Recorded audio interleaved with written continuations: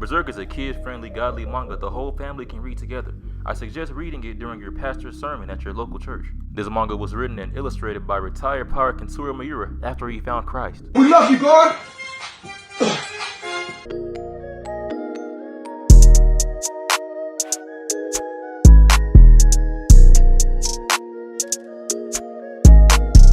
Berserk begins with our main character Guts annihilating some cheeks. I just want to point out that they laying on some grass.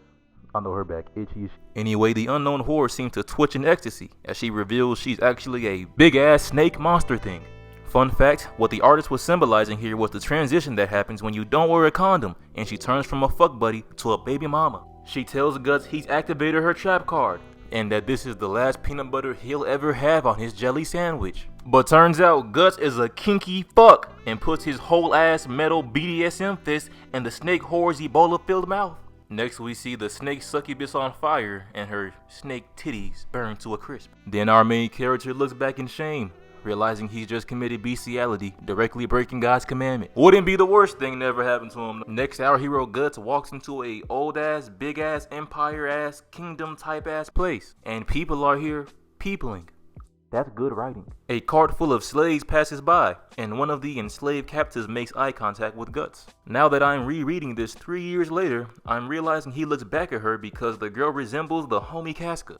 Moving on, somewhere in this stank-ass city, some rapists are having fun throwing knives at a Peter Pan, pickle chin, head-ass elf in a bar. Guts walks into this bar and looks around. But Guts doesn't like this guy's mustache, so he begins blasting some little Uzi in his AirPods and starts murdering everyone. Telling the surviving rapists to tell their boss in that big-ass, ugly-ass, old-ass castle thing that the realest nigga to ever did was is in they section and wants all the smoke real talk. Just to make sure these guys know he means business, he puts on some black Air Force Ones and plays some little take out loud for all to hear. I rock out with the chop, bitch, I rock very hard. Then he tears another nigga in fucking half with his sword, which is called the fucking Dragon Slayer. Then fucking Navi escapes the rapist ropes with no help somehow and then stalks and annoys our hero for the entirety of the fucking series. Navi explains the mayor of the town made a deal with some thugs. Turns out the mayor continually gives the leader of these fucking thugs his own fucking citizens in exchange for the town's peace. Now that's what I call head ass. Though it is kind of fucked up how back in the day a bunch of bad guys with swords could legit take over a whole ass town. That shit really used to happen, bro. Andrew Jackson face it. The mayor's soldiers pull up on the black man, black swordsman. Black swordsman, black man? Black swordsman, man. Black man, swordsman. The mayor's soldiers pull up on the black man. Black male in custody. He seems to be armed with some Skittles. Shoot to kill. 10-4, copy that.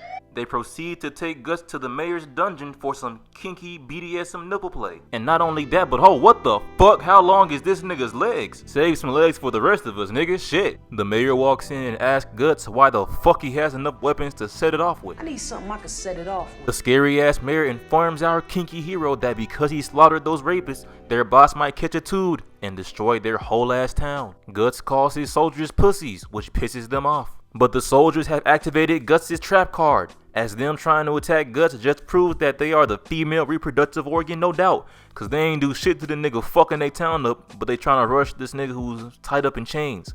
What a fucking goober. Move this man!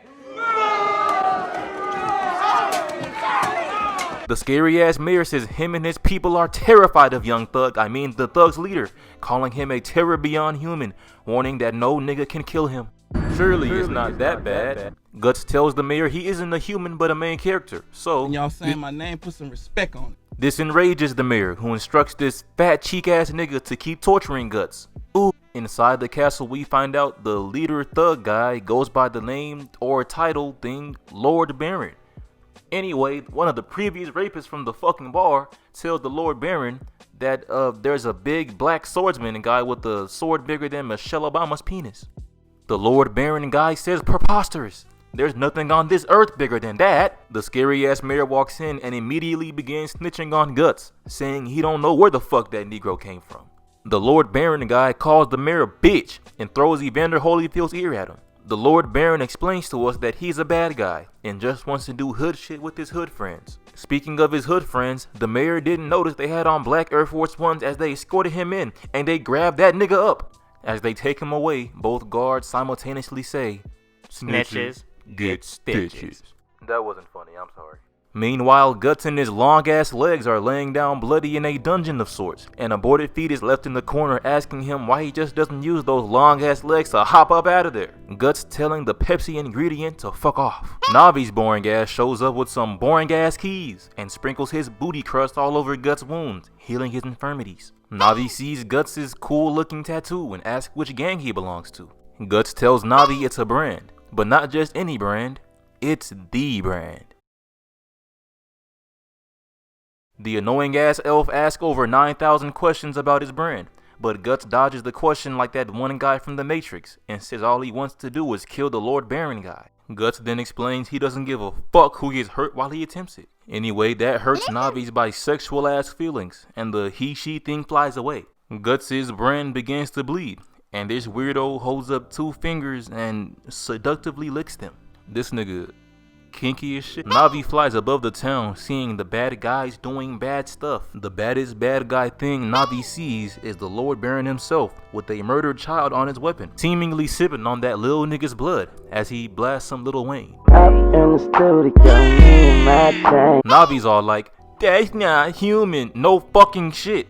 Well, actually, it just might be. Remember those boring ass keys from earlier? No? Well, Guts uses them to escape and hides under these corpses somehow, sometime, and starts busting at these niggas on some taking shit.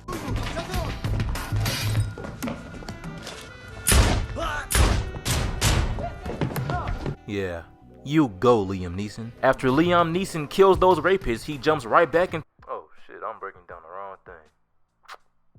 My bad. Guts fucking obliterates this guy and his fucking horse. Guts telling them to get good. This makes the thugs shit their intestines from the sheer terror of Guts' grasshopper leg ass. The big bad Baron isn't scared though, telling Guts he knew his sword wasn't longer than Michelle Obama's penis. Guts says of course not, nothing in the 9 realms is longer than that. The Lord Baron tells Guts maybe your legs are though, causing Guts to take out the blicky again. He lights the Baron's ass up, making him fall from his high horse, get it? But the Baron continues to roast Guts, saying shooting him isn't gonna make his legs any shorter, causing Guts to spray down the Baron's block once more. The Baron falls into some fucking dark room. Scary. A big ass tail from this room whacks Guts in his fucking shit, causing internal rectum bleeding. Turns out the Baron has a fucking Omnitrix and has transformed into some ribjaw looking half snake, half nigga ass creature.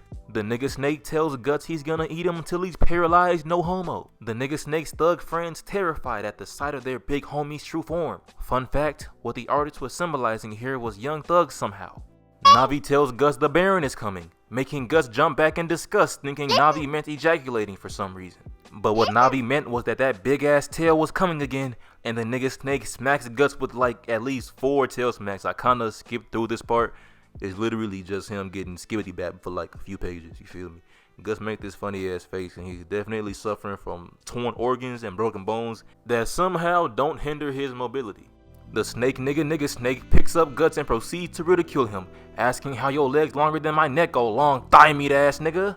Guts pulls out the big blicky this time and explodes the nigga snake's whole fucking face off. Holy fuck. Guts revealing his long legs are the secret to his strength.